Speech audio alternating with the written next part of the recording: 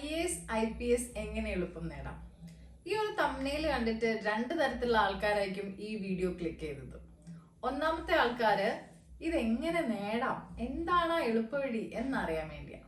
എന്നാൽ രണ്ടാമത്തെ ആൾക്കാരോ ഇവൾ എന്തൊക്കെ പൊട്ടത്തരാണ് പറയുന്നത്, ഇത് എളുപ്പത്തിൽ നേടാൻ പറ്റുന്ന ഒരു പരീക്ഷയാണോ, ഈ ചിന്തയോടെ വന്ന ആൾക്കാരായിരിക്കും അല്ലെ. അപ്പം ഇതില് രണ്ടാമത് പറഞ്ഞ ആൾക്കാരെ എനിക്ക് നിരാശപ്പെടുത്തേണ്ടി വരും. പൊട്ടത്തരങ്ങളല്ല പറയാൻ ഉദ്ദേശിക്കുന്നത്. ഒന്നാമത് പറഞ്ഞ ആൾക്കാരോട് എനിക്ക് പറയാനുള്ളത്, ഇത് സത്യത്തിൽ എന്തല്ല, എളുപ്പത്തിൽ നേടുന്ന ഒരു പരീക്ഷയല്ല അല്ലെ. അപ്പൊ ഈ ഒരു യാഥാർത്ഥ്യം പലപ്പോഴും പലരും അറിയാറില്ല. പലപ്പോഴും മാർക്കറ്റില് ഈ രീതിയിൽ IAS IPS തുടങ്ങിയ പരീക്ഷകളുടെ നടത്തുന്ന കോച്ചിങ് ഇൻസ്റ്റിറ്റ്യൂഷൻസ് പലപ്പോഴും ഇത് എളുപ്പത്തിൽ നേടാം അല്ലെങ്കിൽ ഈസിയാണ്, അതുപോലെ പല മോട്ടിവേഷൻ സ്പീക്കേഴ്സ് ഒക്കെ ഇത്തരത്തിൽ ഈ പരീക്ഷേനെ ഈ രീതിയിലാണ് കാണുന്നത്. പക്ഷെ ഒരിക്കലും ഇതെന്തല്ല, എളുപ്പത്തിൽ നേടാൻ പറ്റുന്ന ഒരു പരീക്ഷയല്ല. ഇതിൻ്റെതായ കുറേ രീതികളുണ്ട്. ഇതിൻ്റെ ഘട്ടങ്ങളെ പറ്റിയൊക്കെ നിങ്ങൾക്ക് തീർച്ചയായിട്ടും പല വീഡിയോയിലൂടെ അറിയായിരിക്കും, പ്രിലിംസും മെയിൻസും ഇന്റർവ്യൂ ഒക്കെ. സോ അത് ഞാൻ പിന്നും പറഞ്ഞ് നിങ്ങളെ ബോറടിപ്പിക്കുന്നില്ല. എന്തുകൊണ്ട് ഈ ഒരു പരീക്ഷ എളുപ്പമല്ല, അതിന്റെ ഉത്തരങ്ങൾ നമുക്ക് നോക്കാം. ഒന്നാമതായിട്ട് ഈ പരീക്ഷയുടെ സിലബസ് തന്നെയാണ്. സിലബസ് എന്ന് പറയുന്നത് വളരെ വാസ്റ്റ് ആണ്, അൺപ്രഡിക്റ്റബിൾ ആണ്. സപ്പോസ് കറണ്ട് അഫെയർ തന്നെ നമുക്ക് നോക്കാം.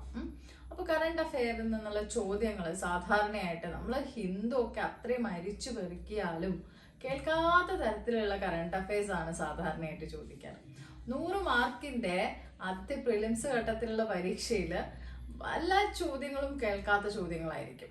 അതിൽ തന്നെ ഹിസ്റ്ററി എന്നൊക്കെ നമ്മൾ അറിയപ്പെടാത്ത മോണിമെന്റ്സിനെ പറ്റിയൊക്കെ ഇത്തരത്തില് ചോദ്യങ്ങൾ വരാറുണ്ട്. സോ ഒരിക്കലും 100 മാർക്ക് നേടുക എന്നുള്ളതല്ല ഈ ഒരു പരീക്ഷയിൽ ഉദ്ദേശിക്കുന്നത്. ആരാണോ നെഗറ്റീവ് മാർക്ക് കുറച്ചുകൊണ്ട് പരമാവധി സ്കോറിൽ എത്തുക എന്നുള്ളതാണ്. ഓക്കെ, അപ്പൊ അതുകൊണ്ട് തന്നെ ഇതൊരു എലിമിനേഷൻ മെത്തേഡിലൂടെയാണ് ഈ ഒരു എക്സാം പോകുന്നത്. ഒരിക്കലും ഒരു സെലക്ഷൻ മെത്തേഡ് അല്ല. എത്ര ആളുകൾ ഒഴിവാക്കൂ അത്രയും ആളുകൾ ഒഴിവാക്കുന്ന ഒരു പരീക്ഷയാണ് ഈ ഒരു പരീക്ഷ എന്ന് പറയുന്നത്. സോ അതുകൊണ്ട് തന്നെ ഇതിന്റെ സിലബസ് വളരെ വലുതായതാണ് ഇതിനെ ഏറ്റവും കൂടുതൽ എന്ത് ചെയ്യുന്നത്, ടഫാക്കുന്ന അല്ലെങ്കിൽ ബുദ്ധിമുട്ടാക്കുന്ന ഒരു ഘടകം. രണ്ടാമതായിട്ടെന്ന് പറയുന്നത് ഇതിന്റെ ഒരു സോഷ്യൽ പ്രഷർ തന്നെയാണ്. ഞാൻ എൻ്റെ ആദ്യത്തെ വീഡിയോയിൽ പറഞ്ഞതുപോലെ ഈ പരീക്ഷയിൽ പ്രിപ്പയർ ചെയ്യുന്ന സമയത്ത് നമുക്ക് ഉണ്ടാവുന്ന ഒരു മാനസിക സംഘർഷം. പലപ്പോഴും ഈ ഒരു പരീക്ഷയ്ക്ക് നമുക്ക് അത്രയും കൂടുതൽ സമയം ചെലവാക്കേണ്ടി വരുന്നു. നമുക്ക് മറ്റ് വ്യക്തികളുമായിട്ട്, നമ്മുടെ കുടുംബമായിട്ടോ സുഹൃത്തുക്കളുമായിട്ടോ ഒക്കെ ഉള്ള ഇടപെടലുകൾ വളരെ കുറവായിരിക്കും. സോ നമ്മൾ ഭയങ്കര ഐസൊലേറ്റഡ് ആയി പോവുകയും അത് നമ്മളെ കുറച്ചുകൂടി മാനസിക സമ്മർദ്ദത്തിലേക്ക് തള്ളിവിടുകയും ചെയ്യും. സോ ഇതാണ് മറ്റൊരു കാര്യം. സോ ഈ രീതിയിലൊക്കെ ഈ പരീക്ഷ എന്താണ്, വളരെ ഇതിനൊരു ബുദ്ധിമുട്ടുള്ളൊരു ഘട്ടത്തിലേക്ക് പിന്നീട് കൊണ്ടുവരാണ്. പിന്നെ ഇതിൻ്റെ ഒരു അൺസർട്ടനിറ്റി ആണ് മൂന്നാമത്തെ കാര്യം.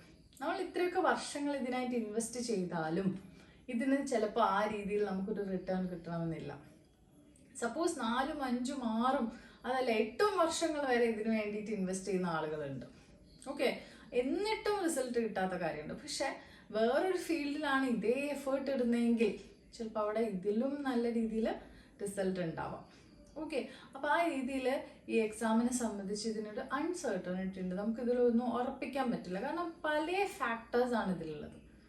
ഒരിക്കലും ഈ പരീക്ഷയിൽ നിങ്ങൾ നോളജ് മാത്രമല്ല ചെക്ക് ചെയ്യുന്നത്.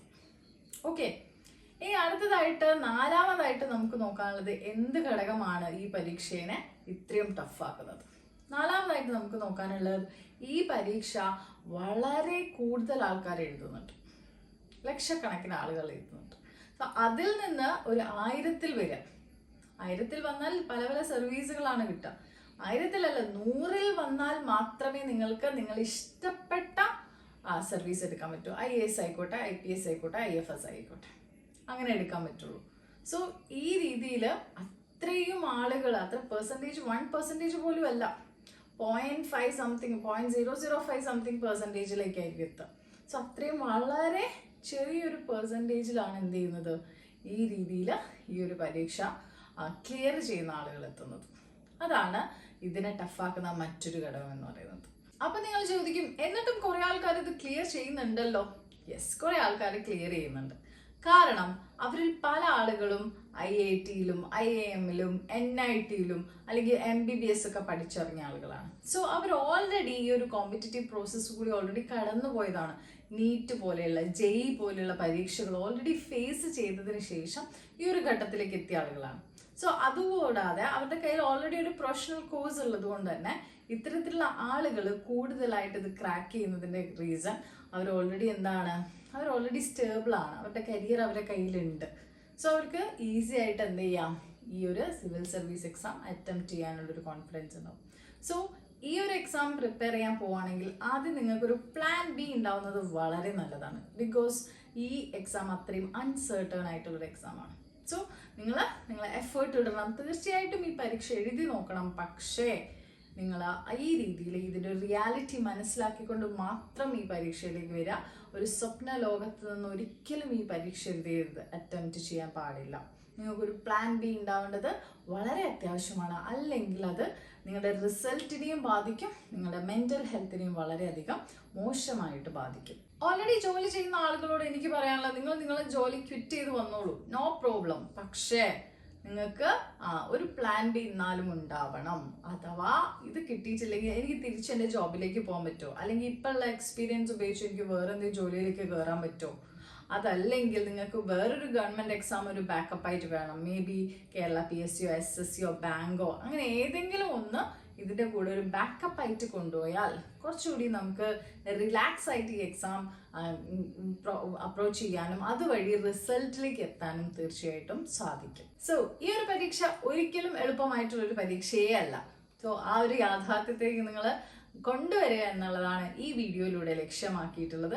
പലർക്കും അറിയാത്ത കുറേ മിത്തുകളുണ്ട് സിവിൽ സർവീസുമായി ബന്ധപ്പെട്ട്. അതെല്ലാം പൊളിച്ചടക്കിക്കൊണ്ട് കൂടുതൽ ആൾക്കാരെ, ഈ പ്രോസസ്സിൽ പെടുന്ന ആളുകളെ, സിവിൽ സർവീസിലേക്ക് വരണമെന്ന് ആഗ്രഹിക്കുന്ന ആളുകളെ ഹെൽപ്പ് ചെയ്യാവുന്നതാണ് ഈ ഒരു വീഡിയോയിലൂടെ അല്ലെങ്കിൽ ഈ ഒരു ചാനലിലൂടെ ഞങ്ങൾ ഉദ്ദേശിക്കുന്നത്. സോ നിങ്ങൾ ഈ ഒരു വീഡിയോ ഇഷ്ടമായെങ്കിൽ ലൈക്ക് ചെയ്യണം, ഷെയർ ചെയ്യണം, നിങ്ങളുടെ അഭിപ്രായങ്ങൾ കമൻറ്റ് ചെയ്യണം. Okay, thank you for watching.